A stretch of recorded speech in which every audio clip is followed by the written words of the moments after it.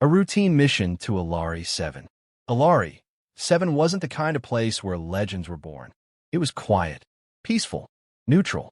After the Galactic Dominion fell, the Elari retreated into obscurity, keepers of knowledge, not warriors. That's why Commander Isaac Rourke had lowered his guard.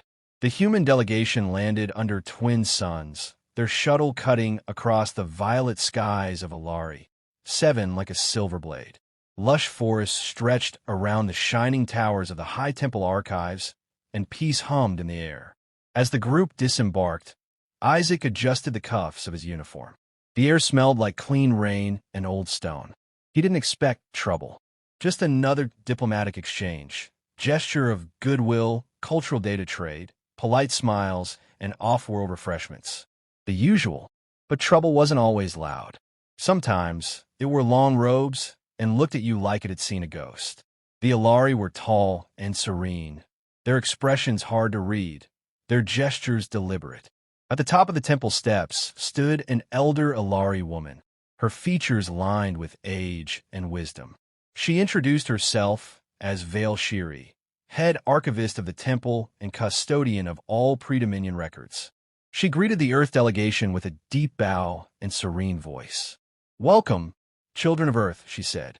"May this exchange of memory bring harmony to all." They stepped into the archive hall, a grand dome of stained glass and pulsing crystal walls that whispered with stored voices from 1,000 years of galactic history. The humans spread out to examine the data terminals, while Isaac approached the main lectern to receive the ceremonial key from Vale Shiri. As he reached out, the sleeve of his uniform slipped up his forearm. The scar was faint but unmistakable. A curved symbol burned into his skin like a crescent wrapped in thorn lines. He'd had it as long as he could remember. Doctors said it looked like an old brand or cauterized cut, likely from a fire or injury before his adoption. He had no memories before age 6, just darkness, distant screams, and heat. Vale Shiri saw it. Her hands froze mid-gesture. Her skin paled beneath its bioluminescent hue. Her breath hitched. Isaac paused, confused. Something wrong? Her wide violet eyes locked onto the scar. Her voice cracked, barely a whisper. "This scar." He instinctively lowered his sleeve. "It's nothing. Old injury." "No," she said, stepping back, trembling. "Not nothing. That scar. You were that child." A long silence fell in the chamber. Isaac frowned. "What are you talking about?" Vale Shiri's gaze became haunted. "I thought you died. All of them. The fire, the purge. I saw the reports. The humans bombed the compound. No one survived." "What compound?" Isaac's tone sharpened. She looked like she was about to speak, then staggered backward and collapsed. Chaos erupted. Elari attendants rushed forward. Human medics moved in sync. Isaac knelt beside her, his hands still slightly shaking, the scar now burning with a weight he couldn't explain. Vale Shiri's lips moved faintly as she was lifted. "You were the last." An hour later, Isaac sat alone in the waiting chamber, his thoughts circling like vultures. His superior officer, Ambassador Kareem, stood at the door. "She's stable," Kareem said. "They're calling it a neural shock, apparently triggered by—" Isaac nodded slowly. She knew something. She recognized this. He pulled up his sleeve again, staring at the scar. "I've had it since before I was found," he murmured. "No records before 6 years old. Just me, alone in a jungle on a border world. They said I was lucky to survive. But what if I wasn't just lost?" Kareem hesitated. "We're here for peace, Commander. Don't stir ghosts better left buried." Isaac didn't respond. His eyes remained fixed on the curved scar. Not a wound. Not just an accident. A mark. A key. Somewhere deep in the Elari archives, the truth was waiting. And now he would find it. Because whatever Vale Shiri had seen in that scar, it had shaken her to the core. And Isaac needed to know why. Buried memories and hidden files. The medwing of the High Temple was silent, but pulsing with soft biolights. Commander Isaac Rourke stood by the doorway, arms crossed, as Vale Shiri slowly opened her eyes. She looked older than before, fragile, distant, as if time had finally caught up with her. "I didn't mean to frighten you," Isaac said quietly, "but I need answers." Vale Shiri nodded faintly. "You deserve them. She sat up slowly, motioning for the Elari attendants to leave. When they were alone, she spoke. You were part of a program, a secret held by the Old Dominion and certain Elari sympathizers.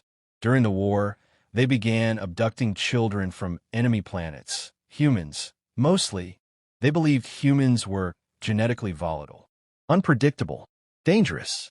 They wanted to harness that. Isaac's stomach clenched. Harness? You mean experiment on? She didn't deny it.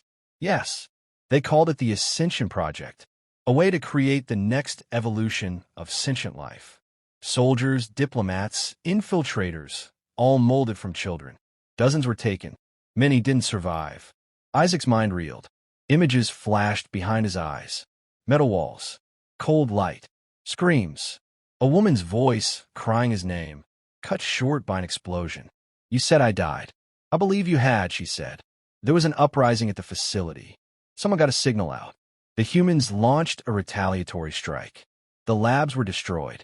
I saw the flames myself from orbit. But you must have escaped. Isaac sat down across from her, his voice low and taut. Why did you recognize the scar? It was the mark of the primary test subjects, she whispered. They branded each child with a unique glyph tied to their DNA. You were designated subject Theta 9. I helped catalog the genetic data myself. I watched you grow. You resisted the treatments better than the others. You healed fast.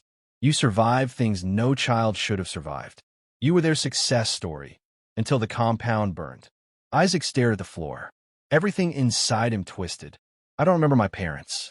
I barely remember my name before Earth gave me one.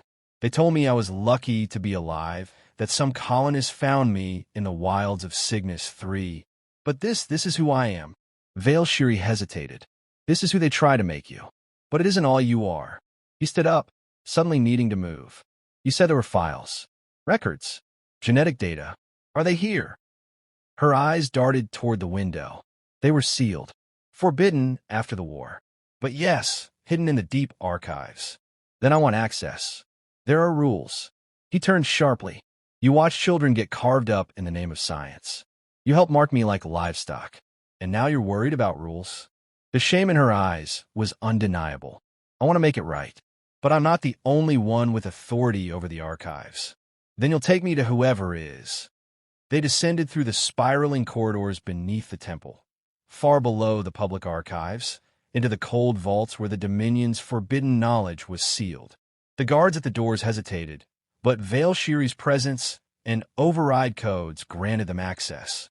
The vault doors hissed open, revealing a chamber of pulsing crystalline interfaces. A database of secrets. Death. Shame.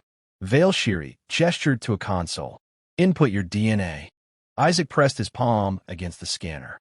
The crystal flickered. A pulse surged down the conduits. A glowing symbol, his scar, appeared in the air, rotating slowly. A match. Access granted. Subject Theta 9. Files unfolded before him. Genetic maps, growth charts, behavioral logs. His face, years younger, flashed across the display. Test results. Trauma indices. Brain scans under stress. Heart rate during sleep. He clenched his jaw. It documented everything. Vale Shiri spoke softly. You weren't just an experiment. You were a child. One who should have been protected. And we failed you. Isaac scrolled further. One entry caught his eye. An unfinished protocol. Phase 4. Neural calibration pending. What's this? He asked. Vale Shiri grew quiet. The final stage. Neural imprinting. They were going to override identity. Strip away memory and implant loyalty. You must have escaped before it began. Isaac stepped back, breath short. So everything I know about myself, it's real. Untouched. She nodded. You are still you. He stared at the mark on his arm. For 20 years, he believed it was just a scar. Now he knew. It was a warning, a curse, a survivor's mark. And somewhere in these archives, the full truth still waited. The child who survived. Isaac sat alone in the Elari temple gardens, far above the shadowed archives that had shattered everything he thought he knew. The wind whispered through translucent leaves as alien birds circled overhead. It should have been peaceful, but his mind was a battlefield now. The reports were clear. The Galactic Dominion, with covert support from rogue Elari scientists, had stolen him from Earth at age 5. Branded, experimented on. He wasn't just a victim. He had been a blueprint, a prototype for something far worse. Yet he'd survived. The thought should have brought him pride. It didn't. It brought rage. Footsteps approached, measured, firm. Vale Shiri stood behind him, her expression unreadable. "They know," she said softly. "The Elari High Council. Word of your identity has spread." "Ow!" Isaac's tone was low, bitter. "You accessed a sealed file. That triggered a council alert." Isaac turned to face her. "Then let them come. I'm done hiding from the past." She gave a slow, solemn nod. "They're not coming to silence you. They're afraid. Half of them want to offer reparations. The other half want to erase the records entirely." Isaac narrowed his eyes. "Of course they do. Sweep the truth away before the galaxy finds out the Elari had their hands in child experiments." "We were a divided people back then," she said. "The war changed everything." Isaac stood. "Not for me. The war never ended. I just didn't remember I was still fighting it." Later that day, Isaac was summoned to a private chamber inside the council spire. There, he was introduced to Dr. Cale Novan, an Elari historian and one of the last surviving Dominion geneticists. Cale's skin was faded and marked by time, but his eyes sparkled with quiet intelligence and something else, recognition. "So, then he said, "I never thought I'd see you grown." Isaac's jaw clenched. "You branded me like an animal." "You were never an animal," Cale replied, unfazed. "You were a project, a perfect intersection of aggression, instinct, and adaptation. But you resisted. That fascinated us. You tortured children and called it science." Cale sighed. "The war demanded monsters. We built them before your kind did." Isaac stepped forward, fists clenched. "You think this was survival? You played God, and you lost." Cale smiled faintly. "And yet here you are, our greatest failure, or perhaps our greatest success." Vale Shiri, who had stood silently until now, interrupted. "Tell him the truth, Cale." Cale folded his arms. "He knows the truth." "No," she said. "Not all of it." Cale hesitated, then motioned toward a crystal archive on the wall. "Phase 4 was never completed for you. That we know. But your records were preserved, along with the command codes, to restart the project, should the Dominion ever rise again." Isaac froze. "The project still alive?" "Dormant," Cale said, "but not destroyed. Copies exist. Hidden, guarded. Others might one day try to replicate what we did." Isaac's voice turned cold. "Then I'll find it, and I'll burn it all." "You were made to be better than us," Cale said, stepping closer. "What you do next proves whether we were wrong." Isaac turned without another word and left the chamber. Cale didn't follow. That night, Isaac sat at the communications console aboard his shuttle, fingers hovering over a secure EarthGov uplink. He had a choice. He could bury it all, let the past rot in the vaults of Elari 7 and return home to quiet applause and polite debriefings. Or he could tell the galaxy what was done to him, show them the branding, the experiments, the cover-ups, risk political fallout, risk war. He looked at his arm, at the scar. He keyed the uplink. Within hours, the human news networks were ablaze. Commander Rourke identified as survivor of Galactic Child Experimentation Program. Exclusive. Scarred Commander's DNA confirms links to Dominion war crimes. Elari complicity in human abductions. Ancient secrets revealed. Billions saw the scar. Millions of survivors on distant worlds whispered old, forgotten stories. And scattered across the stars, others who bore similar scars began to remember. The echo of a scar. The galaxy did not go quiet. Within 48 hours of Isaac's broadcast, 3 planetary governments issued formal inquiries into the Ascension Project. EarthGov demanded full access to the Elari archives. Survivors came forward, some scarred, some lost to broken memory, and some who had never even known why they woke from nightmares of sterile lights and burning halls. Isaac became a symbol, not of victory, but of survival, and for some, a threat. They came in the dead of night, silent ships with no transponder codes, bearing the burnished red of a forgotten empire, a remnant of the Dominion. Loyalists, The attackers bypassed Elari orbital patrols using cloaked entry vectors and descended directly toward the temple. Their target was not the archives. It was Isaac Rourke. Alarm screamed through the compound. Isaac rushed through the lower halls with a blaster in one hand and a data core in the other, containing every file on the Ascension project. "We need to reach the vault's uplink," he barked into his comms. "If they destroy the core, the truth dies with it." Vale Shiri's voice replied through static. "I'll meet you at the east corridor." They've breached the outer sanctum. Explosions rocked the walls.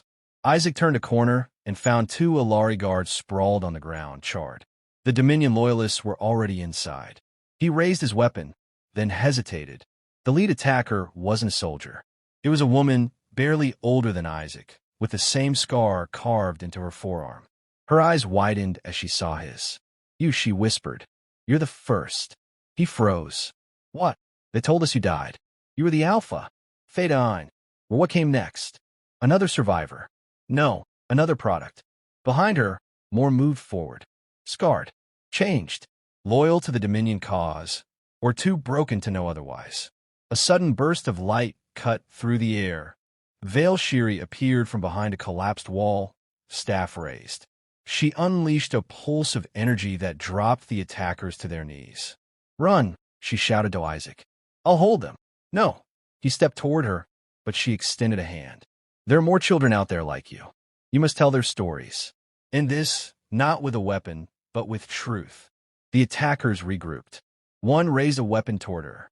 Isaac screamed, "No." The bolt struck Vale Shiri in the chest. She crumpled. Isaac didn't think. He moved with impossible speed, disarming two attackers in seconds, a blur of human fury and Dominion-born strength. The survivors fled into the dark, leaving behind silence. Isaac dropped to his knees beside her. Her eyes fluttered open. "I'm sorry," he whispered. Her voice was weak, but clear. "Don't be. I helped create this nightmare. Let me be part of the light that ends it." Her last breath left her lips with a faint smile. 3 days later, Isaac stood before the Galactic Conclave on Terra Prime. Behind him, images of children scarred like him played on holoscreens. Some are rescued, others never found, and some, like the girl who called him Alpha, had become something else entirely. "We were taken," he told them. "Changed, broken, but we are still human, still sentient, and we deserve more than to be forgotten by history." He uploaded the full records of the Ascension project into the public domain. Genetic logs, mission reports, internal memos, evidence enough to shame half a dozen surviving factions. He named names. He didn't hide the Elari involvement, nor did he ignore Earth's failure to respond sooner. The Conclave listened in silence. Then one by one they stood. A formal resolution was passed. No future experimentation on children of any species would be tolerated under galactic law. The surviving Ascension facilities would be found and dismantled. Reparations would begin. It wasn't perfect, but it was a beginning. Weeks later, Isaac stood aboard his newly assigned vessel, the Horizon's Flame. He wasn't going back to war. He was leading a new task force, one designed to find the others like him, offer them safety, help them reclaim stolen identities. Before departure, he looked at his scar one last time. He used to hide it.